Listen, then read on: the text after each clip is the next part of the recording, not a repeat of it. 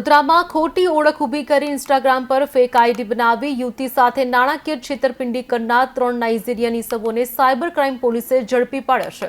ઇસમ અલગ અલગ કારણ જણાવીને યુવતી પાસેથી રૂપિયા ખંખેરતો. આરોપી અમેરિકામાં કેમિકલ એન્જિનિયર તરીકેની ખોટી ઓળખ ઊભી કરી મિત્રતા કરી છેતરપિંડી આચરી. ઘટનાને લઈને ફરિયાદ નોંધાતા પોલીસે 3 લોકોને પકડી વધુ કાયદેસરની કાર્યવાહી હાથ ધરી છે. ઇન્સ્ટાગ્રામના માધ્યમથી તેઓએ ભોગ બનનારનો સંપર્ક કરેલ. આરોપીઓ મૂળ નાઇજીરિયાના છે. ક્યાંથી ચલાવતા હતા નેટવર્ક? કઈ જગ્યાએથી ચલાવતા? દિલ્હી ખાતે રહીને એ લોકો નેટવર્ક ચલાવતા હતા અને એમના ફોનમાંથી બીજી પણ ડિટેલ્સ મળી છે, જેમાં ઇન્ડિયાના અને અમુક નાગરિકો બહારના પણ ભોગ બનનાર હોય તેવી શક્યતા છે. કેટલો આ મોટો ફ્રોડ હશે? કેટલા કરોડનો અંદાજ છે? પ્રાથમિક તપાસમાં 15 કરોડથી વધુનો ફ્રોડ હોવાની શક્યતા છે, જેની વધુ તપાસ જારી છે. આ